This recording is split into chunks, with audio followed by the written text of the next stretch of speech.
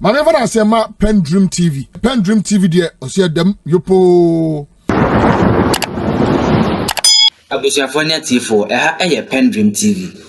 Sena nombo ene Alhaji Inusa Fuseni ede enkomo twetwe bi atodwa na omo kasa fa vetting ene appointment committee ensem no ho. Na omo sa kasa fa members of parliament as speaker as suspend omo. Na Alhaji Inusa Fuseni ni nsemu no wo kire se oni speaker eya adwen ese wa suspend sa 4 members free parliament. Ensem ahodo bi kan we ho na Sena nombo ene Alhaji Inusa Fuseni ede atodwa. Mefeso be kame ho na yati omonsem no enchiremu. Na ansa na be kono subscribe to channel no. Like na share dwumadi no ma afoforo ensa enkabi. Yenti ensema Sena nombo ene Alhaji Inusa Fuseni ede atodwa. Honorable Alhaji Inusa Fuseni is former member of parliament for Tamale Central, member of parliament for many years. In fact, was on the Constitutional, Legal and Parliamentary Affairs Committee, was actually a ranking member on that committee. Thank you very much for your time. Good morning to you. Thank you, Sana, for having me, and good morning. And of course, I realize this is something that you've commented on extensively on other networks. I'm sure you've seen the petition that the minority signed by the minority leader has put forward to the speaker. What do you think? The memo. No, that's a memo actually. That's a memo, yeah. Okay. What do you make of it? Well, so you see that the tone, the first few paragraphs, I think the first 3 or so paragraphs, the tone is very moderate. The minority leader in the first 2 paragraphs or 3 paragraphs comments the speaker for taking a bold decision to restore the dignity of Parliament and the sanctity of the proceedings of Parliament. Also condemns vehemently what happened at the sitting, but comes down to raise what he considers in his view breaches of the standing order and the Constitution of Ghana, and invites the speaker to reconsider his decision. That's what the memo is saying. What do you make of the argument he's making? One, that of natural justice. 2, the fact that he's even questioning the legal basis of setting up the ad hoc committee, that he feels that the speaker could have gotten the privileges committee to be reconstituted, to be constituted in record time on emergency basis to hear this issue. And the third one, whether or not the speaker even had the powers under their standing orders to suspend anybody for 2 weeks. 2 weeks, yeah. Yes. So, in general, he's raised in the memo very fundamental issues. So I will try to take them one at a time. I agree with him that the speaker, when this thing happened, ought to have summoned the committee on selection to immediately constitute all the committees of Parliament so that they can start their work, and particularly the Committee on Privileges and Immunities. Because contempt of Parliament lies within the jurisdiction and mandate of the Privileges Committee, and they have been named the Constitution. And so that standing committee ought to have been formed very early in the day. To agree that the Speaker ought to have used the powers and position that he occupies in Parliament to get the selection committee, committee on selection, to place all members of Parliament within the relative committees or relevant committees so that work of Parliament can be duly executed. To have no qualms. It is precisely because the Committee on Privileges has not been formed, and the conduct exhibited by some members of the Appointments Committee at their sitting borders on breach of privilege, abuse of office, and lowers Parliament in the estimation of right-thinking people. So that's squarely within the mandate of the Privileges Committee. And I have said that if you look at the standing orders, and particularly the disciplinary measures of Parliament, it appears to me that there is a peer review mechanism therein, that members of Parliament serving on various committees, chairmen of various committees, have the power to peer review the conduct of their colleague members of Parliament. And so, if you refer a member's conduct to the Privileges Committee, it is only members of Parliament on the Privileges Committee who will assess the conduct, determine whether there has been a breach of the standing orders of Parliament and the Constitution, recommend, take a decision and recommend the decision to Parliament, the plenary, for approval. And so, I have no confidence. It is precisely because the Privileges Committee is not in place. That's why he's raised the issue of breach of natural justice, which has two legs. Yeah, I'll come to the matter of breach of natural justice, but for my education, the education of everybody listening to us, this thing happened on Thursday. Could the committee have been how are these committees constituted, and could it have been done within a day or two? The committees ought to have been in place long before now. We are almost about 1 month sitting in Parliament without committees. Parliament works in committees. So the Appointments Committee is a committee of Parliament. The House Committee is a committee of Parliament. So are minutes that included the Speaker Bagbin. So Bagbin needed to do something drastic to return or salvage the image of Parliament. I'm sure that's why he took that decision. And listening to him reading his ruling or opinion in Parliament, you could see literally the annoyance jumping at you. His deprecation of what happened jumping at you. You could see it and feel it.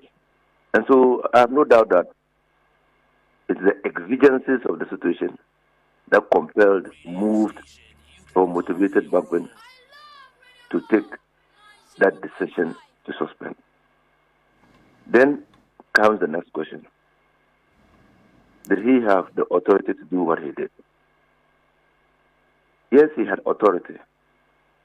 When you read Order 35 of the New Standing Orders, Orders 129 of the New Standing Orders, and Orders 130 of the New Standing Orders, you come to the conclusion that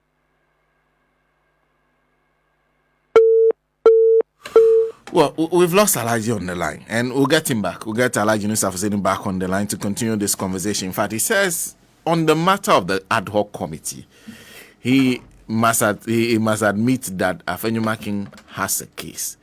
But that is not likely to be blamed on the Speaker that the committees are not in place. That naturally it should go to the Privileges and Immunity Committee. That's not the Speaker's fault. The two leaders of the House should have worked together to put together that committee. In fact, he was on the leg. Okay, we have Alhaji back on the line. You were on the argument of whether or not the Speaker was on solid ground. yes, I'm saying that the Speaker had power to do what he did. When a combined reading of Orders 35, Order 120, and Order 130 of the New Standing Orders leaves one in no doubt that the Speaker has power to suspend a member of Parliament from the House or remove a member of Parliament from the House.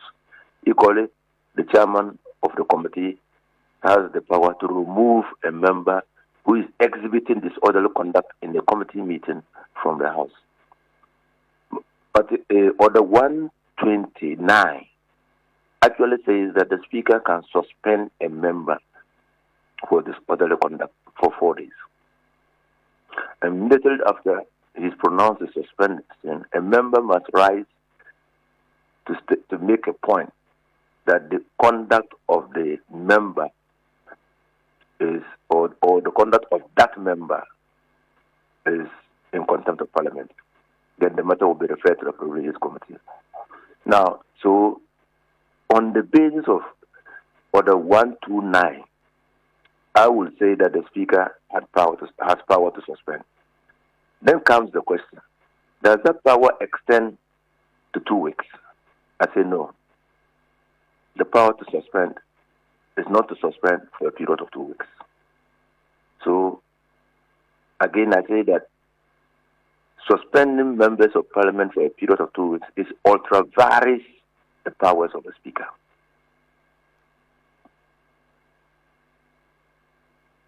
Okay, so the period of 2 weeks is outside the law. It's outside the law. Okay. So, but Afenyo-Markin's argument is that actually what you can do is the person presiding can suspend the person for the rest of the day. No, that is 35. That's 35.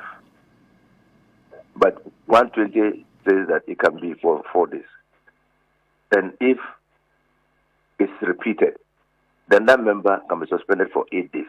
And if the conduct is repeated again, that member can be suspended for 12 days. So the two provisions, Order 129 and 130, makes it very clear. So the initial suspension period is for 4 days. For 4 days. Can be extended to 8 days, but there must be a repeat of that conduct. A repeat of that conduct. Oh, okay. Okay. There must be a repeat. And for the 8 days and 12 days, there must also be a report of the Privileges Committee. Then there's the point where he's talking about the rule of natural justice. You think that is naturally tied to the matter of the committee being formed? Oh, no. I think that is an overkill. Because Afenyo-Markin argues that the Speaker can suspend for a day. That is rely on Order 35 for the new standing orders. When that order is invoked, they will give the recalcitrant member of Parliament an opportunity to defend himself or to explain why he has engaged in that disorderly conduct, which has warranted his removal from Parliament for a day. No, that doesn't happen. Just refusing to obey the Speaker after repeated demands to maintain order and silence. And the Speaker, if he's exacerbated by the conduct of the recalcitrant member of Parliament, will ask the Marshal to walk the member out of the chamber and out of the presence of Parliament for that day. That's 35. And that does not admit to the rules of natural justice. That's in law by what we call strict liability offense. But could that have applied under those circumstances? Which particular circumstance? Because he's saying the law might sound like it applies to the Speaker, but the chairman could have applied that law. The circumstances we saw. No, the chairman cannot suspend a person for 4 days. Reading the new standing orders, I don't see. No, he said for the rest of the day. For the rest of the day, yeah, that could apply. For the rest of the day, that could apply. But practically, with the way they were behaving, the chairman had lost. There was complete control that was lost. Who would tell who to go where? And then, apart from that, what time of the day was the conduct exhibited? Was it not in the middle of the night? Yes. Was the day not coming to an end? So again, that exposes the absurdity of that claim. Do you also agree with him when he says that you're looking at 3 minority MPs being suspended as against one of the majority MPs, that they were unduly targeted? No. We saw the video clip. In fact, the Speaker was even charitable. Afenyo-Markin himself should have been suspended. He himself should have gone? Yes, he's been suspended. From watching the video, you think that he should have gone? if you study the psychology of emotions, he worked them up. He heightened the emotions and tempers of the minority caucus when he launched an unprovoked attack on the clerk to the committee. Was that not a prelude to that thing? Was it not a prelude? Yes. So they were worked. And probably he did it intentionally. It's lucky as he escaped suspension. I'm telling you. He worked them up. And you don't know group psychology. He worked them up. So nobody was unfairly targeted. In fact, the speaker was charitable. There was another member of parliament that I saw clearly in the melee. But he has not been suspended. Berfi or Berfi. You want to see him? Very clearly. Very clearly. So the speaker has been very charitable. They shouldn't, I mean, yes, Eastern, I know that the shock experienced by everybody might have driven the speaker to ignoring the standing orders and his powers under the standing orders, to the extent of giving them a sentence that is far in excess of what is prescribed in the standing orders. But everybody deprecated what happened. Everybody. Even Afenyo-Markin and his memo deprecates what happened. So, you can't then say that. How can you deprecate what happened and then say that those people were targeted? How can you do it? I mean, how can you reconcile the two? No, I don't think that. I think that the speaker was magnanimous and only taking 3 from the minority side. And I think that my friend, my brother, colleague, Gefem Apo, was caught in the crossfire. I think that as a majority chief whip, he had crossed over to the minority side to try to calm tempers, and in the process was caught by the melee. So he was there, he was seen. And that's why probably an investigation would reveal what his real intentions of crossing over there. I believe seriously, having known him and worked with him in the 7th Parliament, I believe that he didn't go to engage in a brawl. He's a lawyer's lawyer. He is very gentle. And he will make his point as forceful as possible without involving himself in fisticuffs. So I just think that he was caught in an unfortunate situation of being a leader trying to douse the tempers or the flame. A few things, two actually. One, Alexander Afenyo-Markin says that their actions was because the door of engagement had been shut to them. They saw a majority that was not ready to compromise and agree with them on the day, and there was no way they were going to leave them the vetting on the night. Do they have a point when they say at that point we had no other choice but to be disruptive to ensure the vetting does not happen? No, there is no way legally, morally, that you can justify a wrong on the basis of lack of opportunities. You can only justify an act which is beneficial on the basis of the doctrine of necessity. But you can't justify a wrong act on the basis, a wrong act, an unparliamentary act, on the basis of the fact that all those doors were shut. So you had to break down the door. Or what? I'm thinking back, that's why I said that. What happened was a toxic mix of immaturity and impunity.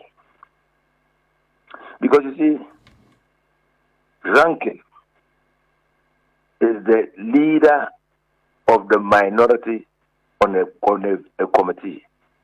And Afenyo-Markin is ranking on the appointments committee. That is, he is the leader of the minority on the ranking committee, on the appointment committee. The chairman is the leader of the majority committee. So, and you have a deputy ranking, and you have a deputy chairman. So, if there is a matter that you are finding it difficult to resolve, you tell your chairman that you need to excuse the group and have a conference, just the leadership of the committee. And the chairman will stay the process so that you can return as leaders of the committee. Because you have an onerous responsibility as leaders of the committee to ensure discipline and orderliness in that committee. And was that too short? Did you hear Afenyo-Markin make that request to the chairman? Even getting up and throwing tantrums at the clerk, did Afenyo-Markin engage the chairman? He treated him with contempt.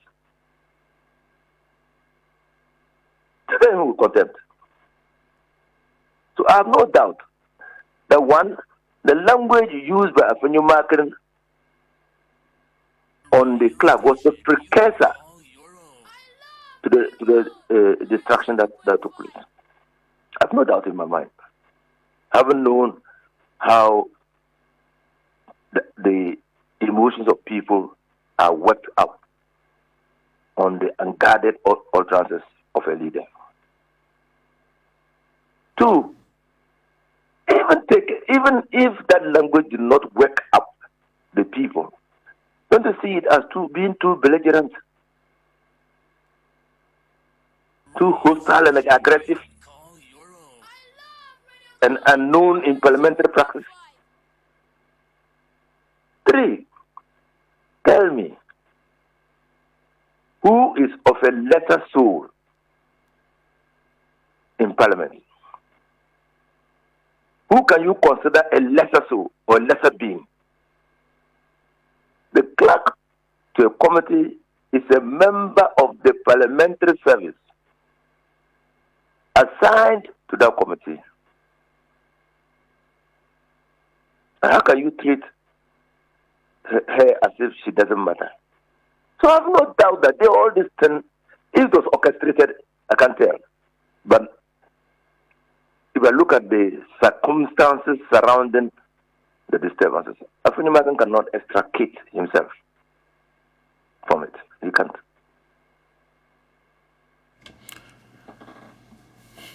Well, okay. So, of the four things he's asking for, which of them do you think should be granted? I think that, and yesterday I suggested that on other media. You see, I don't know why he's not going to court, but not going to court is good. But I don't know why he's not going. I think they need to engage. The majority leader and the minority leader need to engage the speaker and arrive at a compromise of sorts. And then that will bring sanity to Parliament. But they should immediately constitute all the committees. If they constitute the Privileges Committee, the ad hoc committees' work will have to stop. It's precisely because there's no Privileges Committee. That's why an ad hoc committee has been formed. I would have thought that it's important to give life to the provisions of the standing order. I mean, the provisions of the standing orders of Parliament, yes. And establish all the relevant committees for the work of that Parliament to proceed unimpeded. And let me conclude by asking you, there are lots of questions that have been asked about his leadership of this particular, the minority group. In fact, you hear him say things like, we allowed them to, we agreed with them, we've worked with them. There are those who feel that his approach is completely wrong. It's wrong. But you don't need anybody to tell you that. It's totally wrong. It's totally wrong. The leadership, the leadership traits actually are developed over time. And a leader, I don't know. I mean, I've lived in Parliament all this while. Before I left, I have not had a leader disclosing to the public what they agreed or what he agreed with his colleague on the other side. In other words, he would say, "Oh, what has happened is unfortunate because we had met before this time, and this is not what we had decided." But to say that we got agreed on this, we did this, we did that. No, it's so childish and infantile. Childish and infantile, including the fact that he's disclosed that even in the case of Greater Accra regional minister nominee, they begged them not to ask any question. You have taken a decision, not a vet. Why you have taken the decision, we don't want to know. That's a decision. And then you say that, oh, they came and begged you not to vet him because he's a widow. That's corruption. Inappropriate influence of a person in the performance of his duties. It will take the general definition of corruption.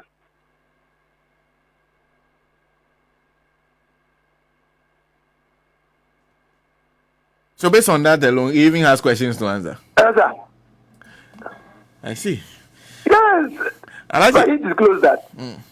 Yes. Well, that means they had questions. And some people exerted inappropriate influence on them not to ask those questions. Was it for consideration? I don't know. Thank you very much for speaking to us. I think there's a lot more to discuss, even about how vetting should happen going forward. But we'll have that conversation subsequently. And exactly. I want to thank you this morning. And you recall? I don't know what I spoke to you. Yes, I recall exactly the views we shared. The guidelines. They should be guidelines. You recall? Yes. And the speaker's opinion. He said they should constitute and set up procedure for doing what they are doing. That's a comment from Henry Agbai. This is from Elliot Ogbe. Elliot Ogbe says, bro, Afenyo's decision to hold a press conference to play the PT card is nothing short of childish behavior. His conduct since they are humiliating electoral defeat has been evident for all to see. We've witnessed it instances where... Subscribe to the channel, like and share. You might be afro and sa enkabi. Macro, you be share in the next video. Dedi kama amena PENDREAM TV ase. Na so far so good. Say open online portal e wo Ghana. Nipa share, nipa follow, nipa comment here. To my best of knowledge, without any biases, PENDREAM TV.